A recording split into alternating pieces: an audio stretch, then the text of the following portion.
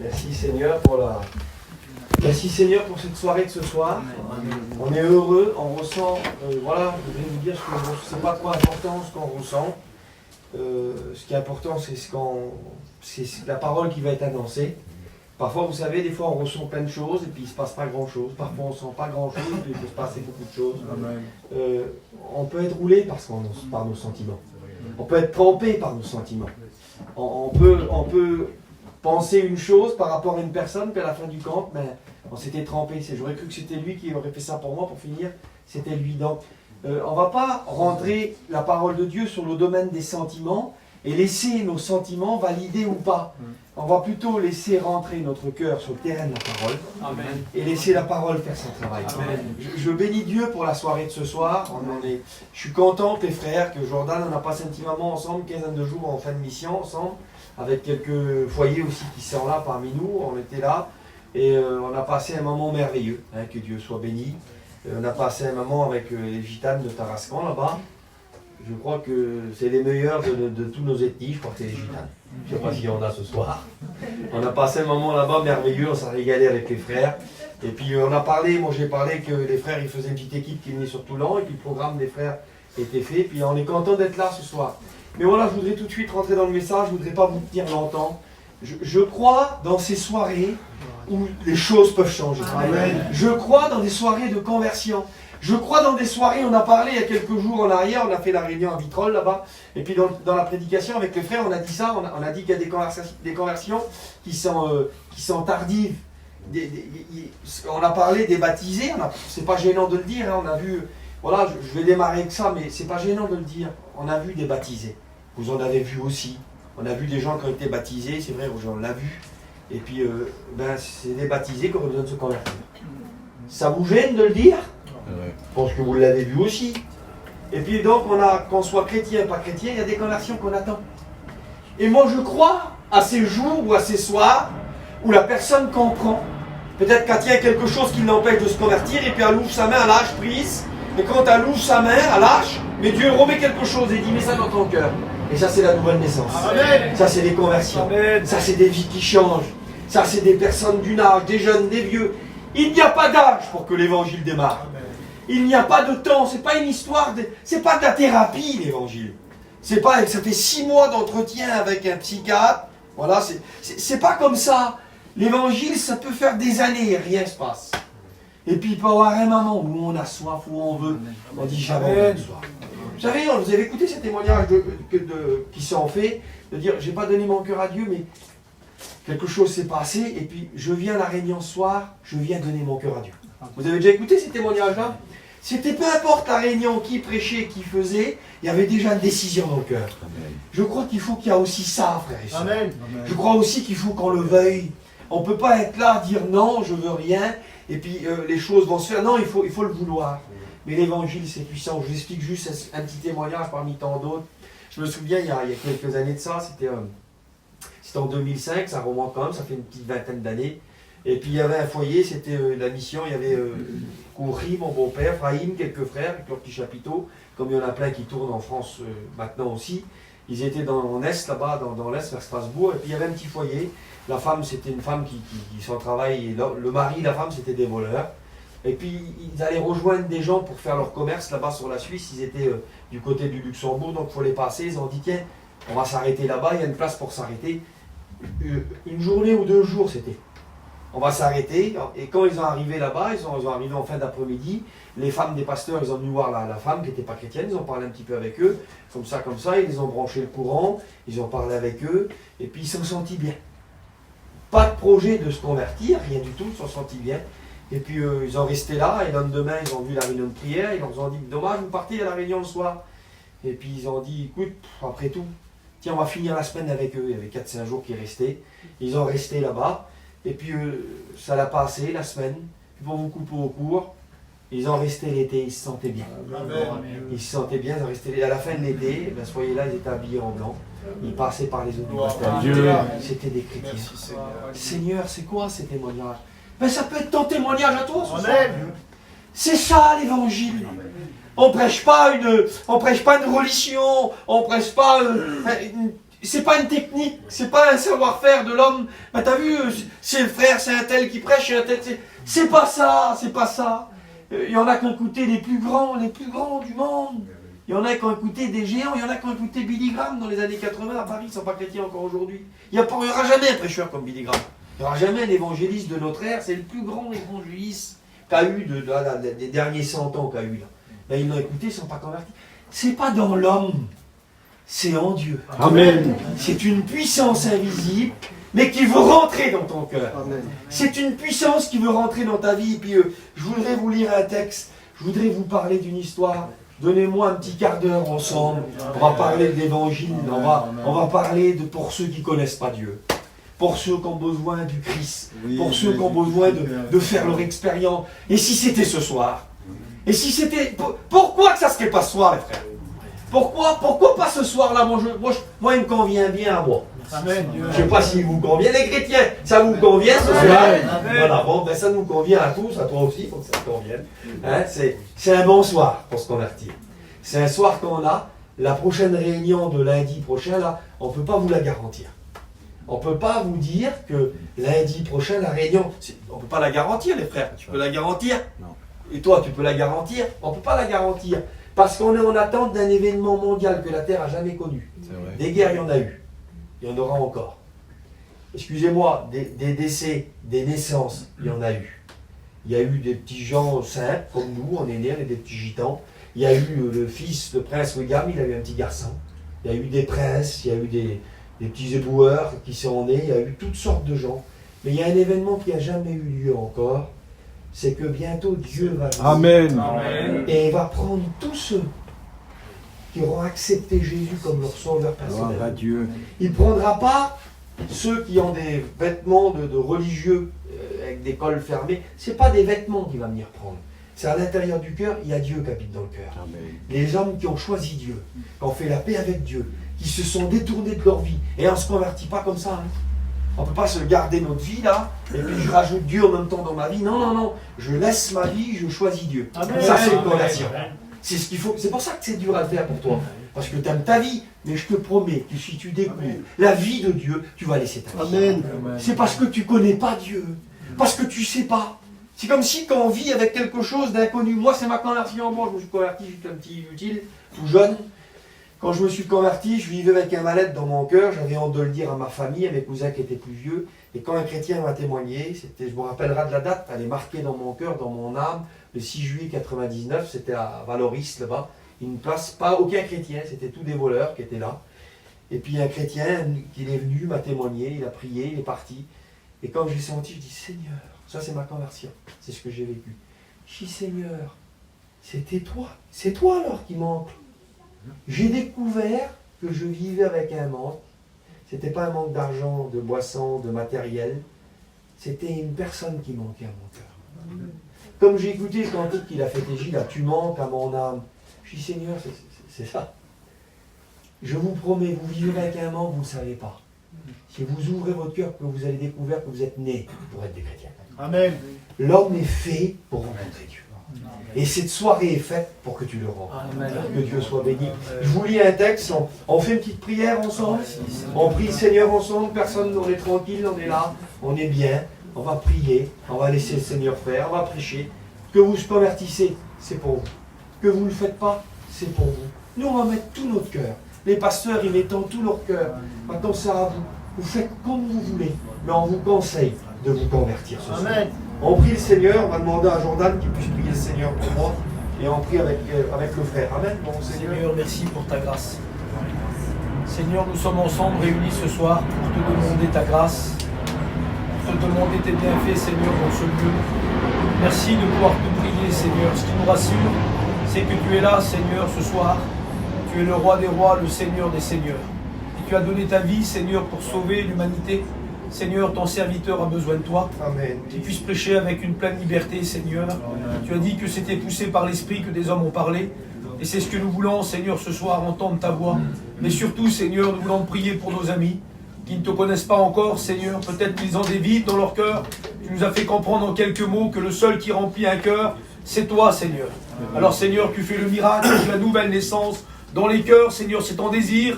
c'est de faire grâce, c'est de bénir, c'est de sauver, c'est de délivrer celui qui est lié, Seigneur, ce soir. Et nous voulons voir ta puissance. Merci pour ce que tu vas faire d'avance. Amen. Amen. Voilà, on lit 2 versets et on rentre dans la parole.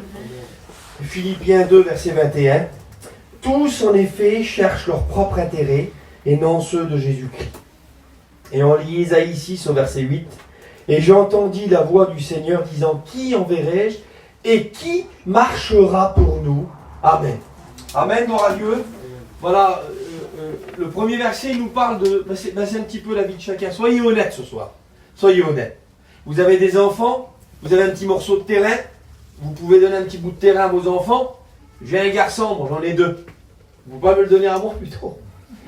Vous n'allez pas donner le petit terrain de vos enfants pour un autre. Vous n'allez pas donner votre argent que vous avez dans votre poche.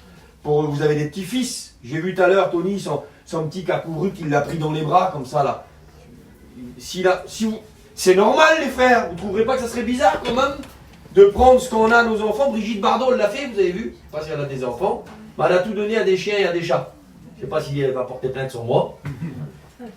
C'est bizarre quand même. On ne va pas donner nos choses aux autres, on prend pour nous. L'homme est fait comme ça. C'est la nature de l'homme qui a été touché par le péché. Chacun, dit la Bible, cherche son propre intérêt. On essaye de faire tout ça, ça va pas trop, ça va pas plus loin. Rares sont ceux de parmi nous. Je ne sais pas s'il y a des bénévoles dans les hôpitaux parmi nous. Je ne sais pas si vous avez acheté un jouet pour votre petit. Ah tiens, je vais le reprendre, je vais le donner. Non, on ne donne pas, on aime bien pour nous. Pour nous. Toujours pour nous. On prend pour nous. Et la Bible dit, chacun cherche son propre intérêt. Mais on est dans un besoin. Le 2e verset, il parle de ça, il dit, qui se lèvera, qui marchera pour nous? Puis on va dire comme ça, l'idée de marcher aussi pour les juifs aussi, l'idée de marcher c'est en mouvement. Et en mouvement c'est aussi courir. On pourrait dire, qui va courir pour nous? Qui va se mettre en peine? Vous savez, on marche tranquillement, l'autre il a tombé là-bas. S'il y a de l'intérêt, s'il y a de l'amour, hop, on court. Quand on court, ça veut dire qu'il y a de l'intérêt pour faire du bien. Et la Bible dit ça, et je ne vais pas être lent ce soir. Mais en vérité, nous vivons des problèmes. Ce soir, il y a, je sais pas, il y a pas mal de monde qui est là ce soir, qui écoute l'évangile, et vous n'êtes pas venus avec les poches vides et le cœur vide. Vous êtes venus avec des choses en vous. Certains sont venus avec un divorce dans les tuyaux. Ah, on va pas le faire, on a les petits qui sont grands, il y a à l'est, on va pas être là. On est là, on est ensemble, mais il y a des couples qui boitent. Il y a des familles qui boitent. Il y a des personnes qui sont là, manifestez-vous pas, restez bien dans l'anonymat, et c'est très bien comme ça. Mais il y a des foyers qui sont ensemble, mais ils sont plus ensemble. Il y en a qui n'ont plus d'amour. Il y a des jeunes qui sont là, il y a des personnes qui sont là, qui sont... Ah, pique-toi, pas sur moi, toi. Il y a des personnes qui sont là, et puis regardez, là l'intérêt, là, c'est chacun reste bien assis, et le prêcheur débrouille tout seul. Si bien sûrement vous me le direz. Et la Bible dit ça, et on est dans ça. Et je voudrais, entre l'avion et puis l'abeille, là, je voudrais que vous soyez pas. Amen, mon Seigneur. La Bible dit ça. Chacun cherche son propre intérêt. Chacun regarde son propre intérêt. Voilà le proprio, il se débrouillera. Chacun cherche son propre intérêt. Et dites-moi véritablement, est-ce que vous pouvez aller voir ce que vous avez dans le cœur? Revenez avec moi, c'est pas rien, il faut la veille. Ce soir, vous êtes là. Amen. Amen. Et vous avez dans vos cœurs des choses que vous n'avez pas envie de dire. Vous savez, les problèmes, on n'a pas toujours envie de les dire. Et on vient dans la vie, tu n'as pas démarré comme ça dans ta vie. Voilà, tu te retrouves avec des difficultés, des combats, des choses. Tu te retrouves avec plein de choses qui... C'est bon, elle est partie. Elle est partie. Tu te trouves avec plein de combats, plein de choses qui ne sont pas faciles. Et puis, dans ce que tu dis, la Bible dit ça, que chacun cherche son propre intérêt. Et il y a une question. Il y a une question qui est posée dans le 2e verset. Elle dit, qui marchera, qui va courir pour nous? En un mot, quel est celui qui va prendre notre défense? Quel est celui qui va prendre notre parti? Quel est celui qui va courir pour nous, qui va prendre notre défense? Et puis je voudrais juste vous dire ça, et puis on va parler de quelqu'un de merveilleux, que Dieu soit béni. Amen. La Bible dit ça, mais avant de vous dire ça, dans 2 jours, là on est le 9, dans 2 jours on sera le 11, Le 11 septembre, il y a 23 ans en arrière, vous savez ce qui s'est passé en Amérique là-bas. Il y avait ces deux grandes tours qui étaient là.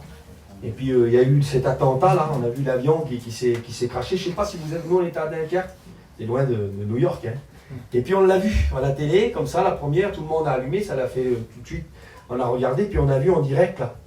Et puis l'histoire raconte ça, c'est que quand il y a eu la tour qui était là, eh ben, les gens qui étaient là, il y a eu des gens qui ont arrivé à quitter la tour, d'autres ont été bloqués dedans, d'autres sont morts dedans.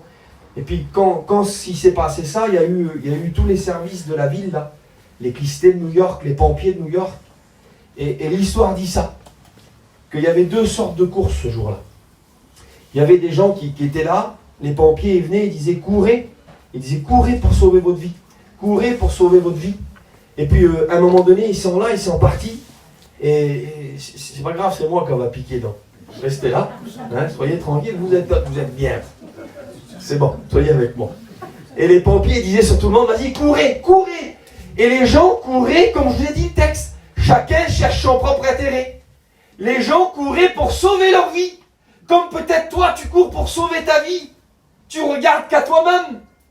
Et il y avait une autre catégorie de personnes. Les immeubles s'écroulaient, la poussière était là, les gens étaient là, les flammes, le dégât. Et il y avait des autres gens qui prenaient le téléphone, c'était les pompiers, les policiers de la ville. Ils prenaient, vas-y Jordan, tu là. Jordan.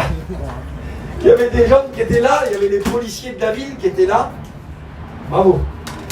Ils étaient là, et quand ils prenaient le téléphone, ils téléphonaient à leur famille, ils disaient à leurs petits, ils demandaient des dernières nouvelles. Écoutez bien, c'est vrai, vous avez peut-être vu cette émission, cette histoire.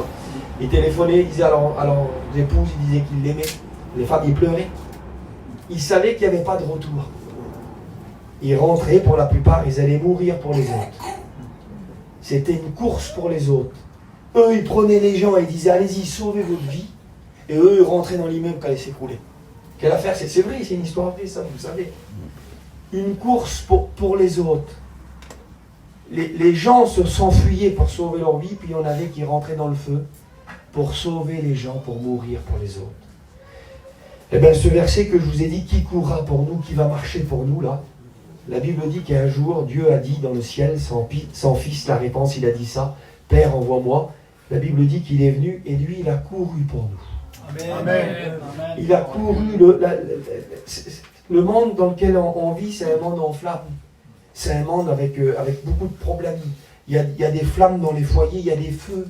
C'est pas un feu physique, c'est pas un feu visible, c'est le feu du péché. Et ce feu-là, il détruit des familles. Il y a des familles qui ne se parlent plus. Il y a des familles qui sont là, il y a des séparations entre frères et sœurs. Il y a des difficultés, il y a les flammes de la haine qui brûlent. Il y a les flammes de la drogue, de l'alcool. Il y a des flammes de l'ambition, de l'argent. Quelle puissance qu'elle est en train de prendre. On en veut tellement plus. Et puis autour de nous, ça se détruit. Et un jour, la Bible dit que Dieu s'est fait homme dans la personne de son Fils Jésus. Et qu'il est venu sur la terre et il a couru pour nous. Il a couru, il savait qu'il n'y avait pas de retour. Il a dit, Père, envoie-moi. Il a couru pour nous. Et lui, il est rentré dans nos vies qui allaient s'écrouler. Il est rentré et il ne pouvait pas sauver tout le monde. Comprenez dans le sens que je vais le dire. Jésus savait qu'il ne pouvait pas se sauver lui-même, on l'a dit. Il a sauvé les autres, qu'il se sauve lui-même. Mais il n'est pas venu sauver sa propre vie. Il est venu sauver nos vies à nous. Amen. Il savait il fallait que quelqu'un meure. Il fallait que quelqu'un court pour nous. Mais cette course-là, ce n'était pas une course où on allait lui donner une couronne de laurier, une couronne d'or, une médaille d'or. Ce qu'on lui a donné, c'est une couronne d'épines. Le trophée qu'il a eu, c'est le bois de la croix, une goutte comme ça, là. Le trophée qu'il a eu, le métal qu'il a eu, c'était pas de l'or, c'était du fer. C'était des clous dans ses mains, dans ses pieds. Quand la Bible dit qui marchera pour nous, qui courra pour nous, Jésus a couru pour nous. Amen. Il est rentré dans les flammes du péché. Il est rentré dans nos misères, il est rentré dans nos combats. Nos délivrances qu'on n'aurait jamais eues là. Notre drogue, notre alcool, notre passion, nos jeux, nos vices. Les hommes qui vivent des vies qu'ils ne peuvent pas dire aux autres. Ceux qui vivent les hommes de la nuit, les hommes de la vie. Ces hommes qui ne peuvent pas se détourner de ça. Vous connaissez cette histoire, ça ne me gêne pas d'expliquer, je l'ai dit plein de fois, mais elle est tellement vraie, j'aime le dire quand il y a des gens qui sont inconvertis. quand il y a des hommes qui n'arrivent pas à s'en sortir, quand il y a des hommes qui n'arrivent pas à changer de vie. Je viens de dire cette histoire. C'était un petit missionnaire qui était là, je crois que c'était en Hollande ou en Belgique ou en Norvège, peu importe.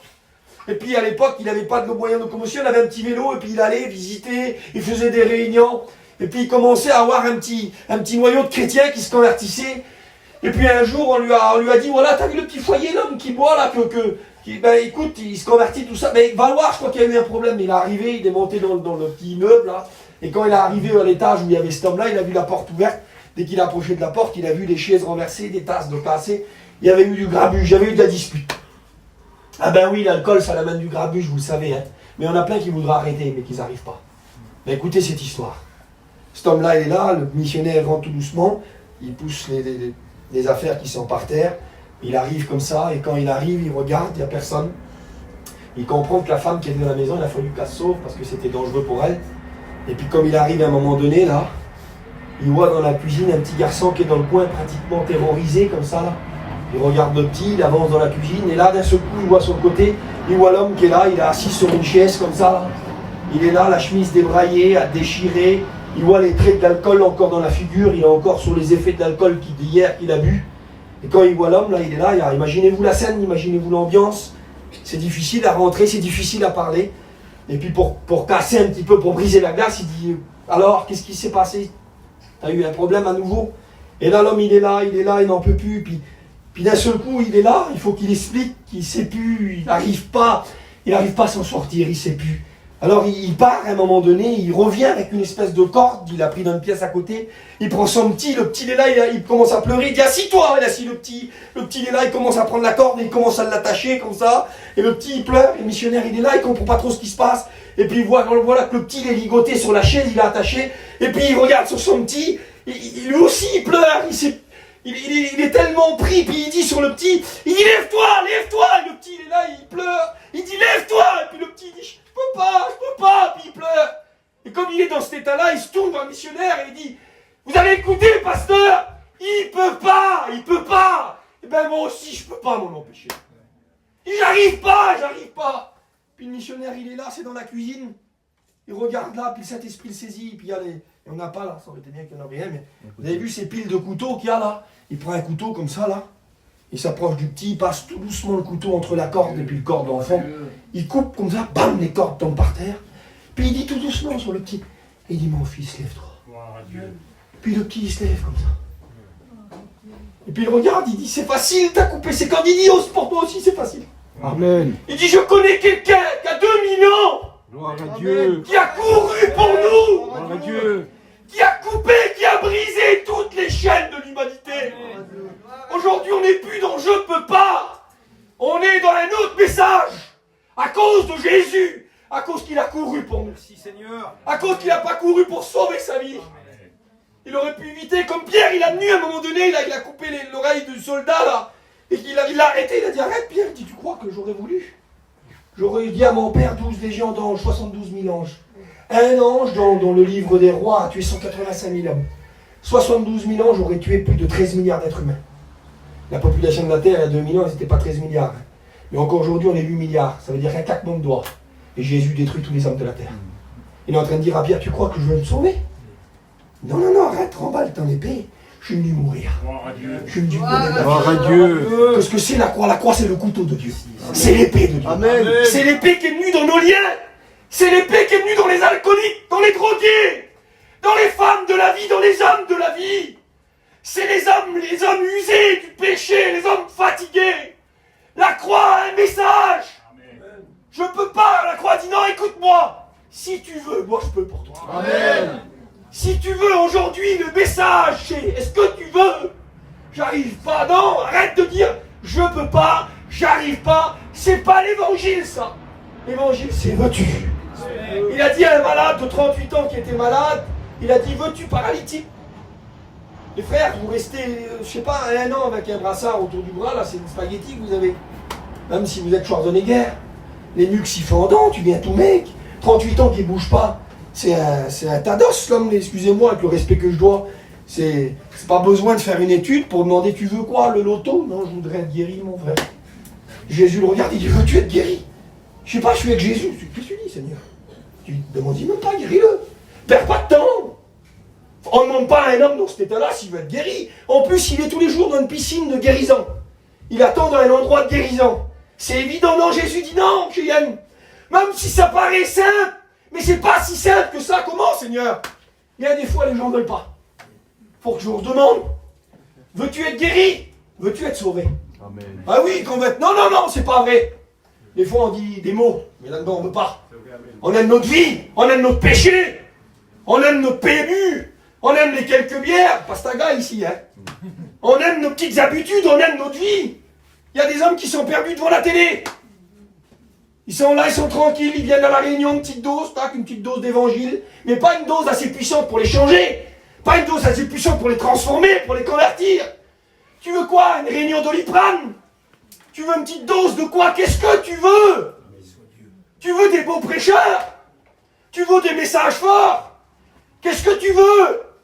Jésus dit, je suis venu afin de donner la vie. Amen. Je suis venu sauver. Amen. Je suis venu chercher et sauver ceux qui étaient perdus. Amen. Ce soir, c'est pas à la force des mots, Jésus peut sauver. Il a autant de puissance pour sauver n'importe quel parmi nous. Je connais pas vos vies, moi, je sais pas vos liens, je sais pas si c'est... Frère, je suis pétri dans le péché. David disait, je suis né dans le péché. C'est pas possible. Si, arrête. Là, maintenant, là, regarde. C'est rapide, ça. Hein. C'est le temps qu'il faut à Dieu pour sauver quelqu'un. C'est le temps qu'il faut à Dieu. Regardez, Pierre, il tombe il se noie. Il crie, Seigneur, sauve-moi. Jésus le saisit. Regardez, il fait ça, Pierre. Avec sauve-moi, c'est pas grand-chose, hein, 3 secondes. Là, il lève la main. Sauve-moi, Seigneur. C'est quoi 3 secondes, 1 seconde? Jésus le saisit, le sort. Écoutez, l'évangile est un évangile de salut. Seigneur. Ce soir, il est question de rencontrer Dieu. Amen. Ce soir, vous pouvez être sauvés. Jésus a fait le chemin à l'envers. Il a quitté le ciel du salut pour venir dans le terrain du péché. T'as fait quoi? Je suis venu chercher et sauver tous ceux qui croient en moi. Amen. Il a fait le chemin à l'envers pour que nous on le fait dans l'autre sens. Amen. Vous pouvez être sauvés ce soir. Amen. C'est suffisant ce que vous avez écouté. L'évangile est une puissance. Cette puissance se propage dans le message. Il a plu à Dieu de sauver les croyants par la folie de la prédication. Il n'y a pas plus beau prêcher. Les frères, il faut qu'on prêche, les futurs étudiants. Il faut qu'on prêche, pas que là, hein. Au boulanger, il faut qu'on prêche. Je connais un pasteur dans le boulanger, un jour il a été baptisé de Saint-Esprit. C'est un rétrograde. Partout, il faut prêcher, parce que maintenant, le Fils parle plus. Il dit, il a parlé par les gens, dans les derniers temps, il parle par le Fils. Et il dit, comment croiront-ils s'il n'y a pas point d'envoyer? Maintenant, il a envoyé prier le maître d'envoyer des ouvriers dans sa moisson. Maintenant, il faut en prêche. On est les derniers prêcheurs. On est les hommes de la fin. On peut être enlevé maintenant. En pleine prédication ce soir, maintenant, on peut être enlevé. Le maître peut revenir. Tu pars ou tu restes. J'étais parti en Italie faire un séminaire pour les jeunes. Alors, je marchais comme ça, puis j'ai passé, excusez-moi, j'ai passé devant un cimetière. Je me suis arrêté, puis je pensais ça. Jeanne, pour eux, une seule question pose. Qu'il y a un prince ou un trimar, qu'il y a un érémiste ou un fils de roi, il n'y a plus rien qui compte. Les homards, ils n'en mangent plus, lui.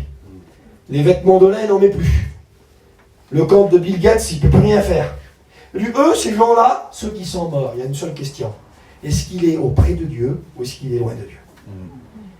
Pour l'instant, cette question-là, elle est évaporée par plein d'autres. Il me faut une auto, il me faut ça, il me faut ça, il me faut ça. Mais je vous promets qu'à la fin, il y a une seule question. Est-ce qu'on s'est laissé sauver par l'Évangile? Est-ce qu'on a saisi Jésus? Est-ce qu'on a eu au cours d'une réunion, 1 Timothée 6,12, il dit ça? 1 Timothée 5,12, pardon. Il dit ces mots, il dit à Timothée, saisis la vie éternelle. Amen. Saisir. Vous savez, il y a des mots, dans le rugby, il y a des interceptions. On lance le ballon, puis il y a un joueur qui l'intercepte.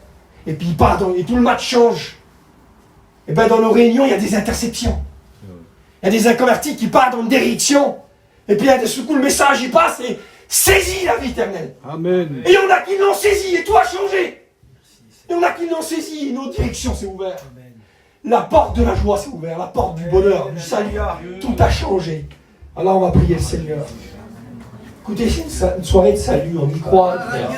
On y croit de tout notre cœur, on le prêche de tout notre cœur. L'évangile peut être ton salut.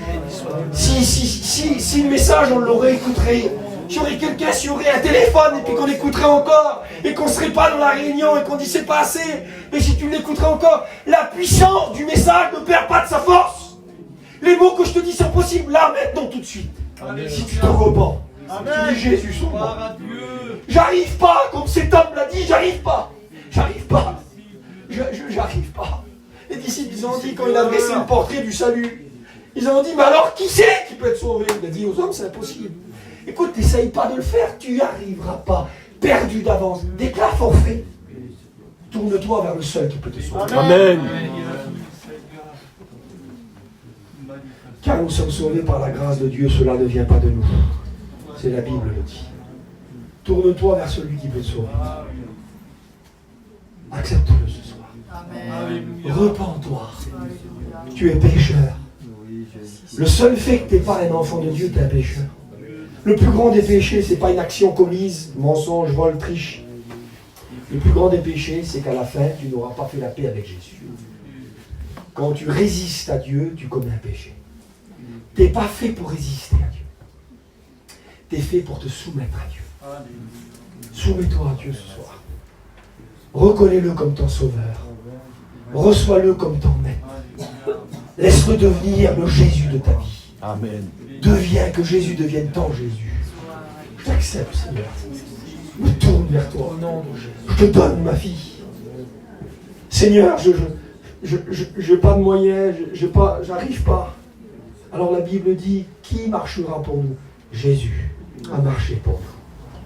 Il a marché comme aucun homme n'a marché. Il a marché et on n'a jamais pu l'arrêter. Dès sa naissance, un roi a voulu qu'il meure. Il était enfant, il n'a pas arrivé. Au baptême, le diable est venu juste après son baptême. Puis il a dit 3 fois, si t'es fils, si t'es fils, si t'es fils. On ordonne, fais ceci, fais cela. Le diable a voulu, c'est lui qui l'a dit, arrière de moi, retire-toi Satan. Le diable comme un homme qui l'a arrêté. Il y a peut-être des rétrogrades parmi nous. Il y a peut-être des hommes qui ont vécu quelque chose avec eux quand tu es arrêté par l'ennemi. Eh bien, si l'ennemi t'a arrêté, j'aimerais te dire que lui s'est fait arrêter. Il croyait de l'arrêter, c'est Jésus qui a arrêté le diable. Amen. Les soldats, personne, la mort n'a pas pu l'arrêter. Amen. Même la mort, elle a arrêté les plus grands. Les pharaons, les rois du monde, Napoléon, les chefs du monde, Alexandre le Grand, ils ont des tombeaux, si vous allez voir. On a fait quand on a découvert le sarcophage de Toutankhamon, là c'était un empereur, un grand pharaon d'Égypte.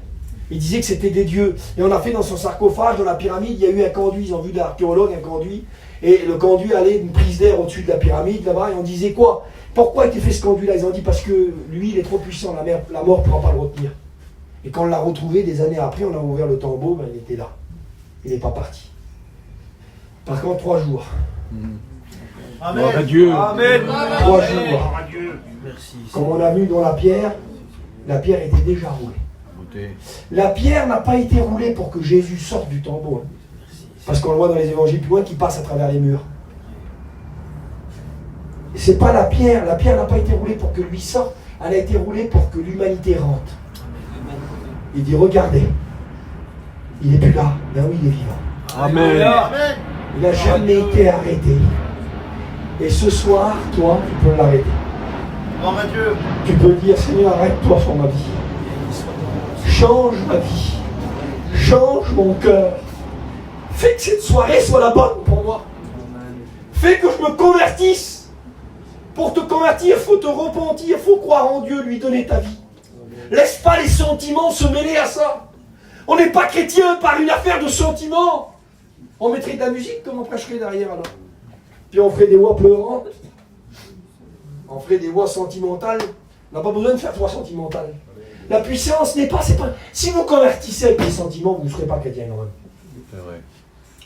Paul a dit, moi je ne suis pas venu qu'un discours persuasif de la sagesse, mais qu'une démonstration d'esprit, pour que votre foi ne repose point sur des hommes, mais sur la puissance de Dieu. Amen. Convertissez-vous à Dieu. Reçois-le dans ton cœur. Tourne-toi vers lui. Demande-lui pardon, pas que oralement, mais avec des pleurs, avec ton cœur, avec toute ton âme. Tourne-toi de toutes tes forces. Saisis-le de toutes tes forces. Accepte-le de toute ton âme. Si tu le cherches de tout ton cœur, tu le trouveras. Tu peux naître de Dieu ce soir. Amen. Ton nom peut être inscrit dans le livre de vie. Tu peux être pris et tu peux être sauvé.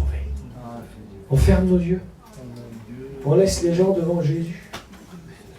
On laisse les gens penser à Jésus, penser à leur vie. Tu es un pécheur. Si tu restes pécheur, tu seras perdu. Tu ne l'es pas encore. Mais si tu te tournes vers Dieu ce soir, si tu demandes qu'il pardonne ton péché, il est le seul qui peut le faire.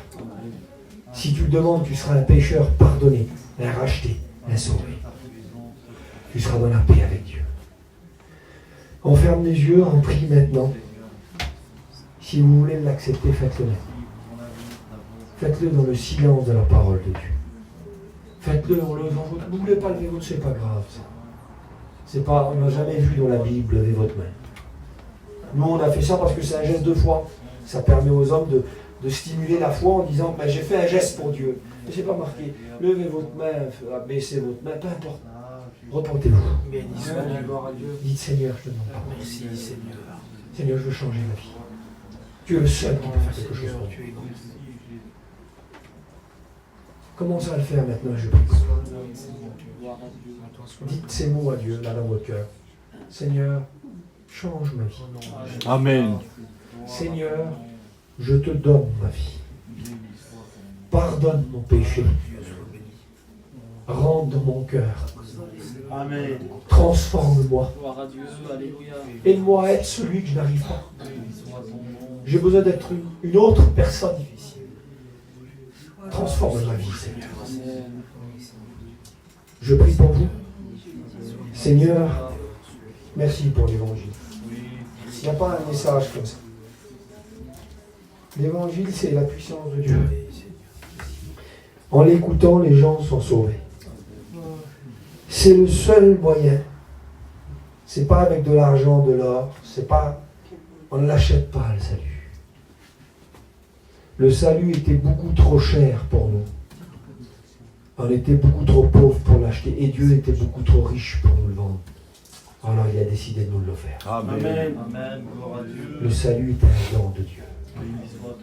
Jésus a dit à la Samaritaine, si tu connaissais le don de Dieu, le cadeau que Dieu a fait à l'humanité, c'est Jésus. Vois maintenant ceux qui t'acceptent.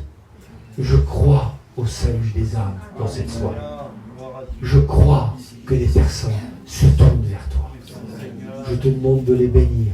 Et même si on n'a pas vu des mains se lever, si quelqu'un t'a reçu dans son cœur, même que la main ne s'est pas levée, mais on va le voir. Qu'est-ce qui s'est passé? Tu ne parles plus comme avant.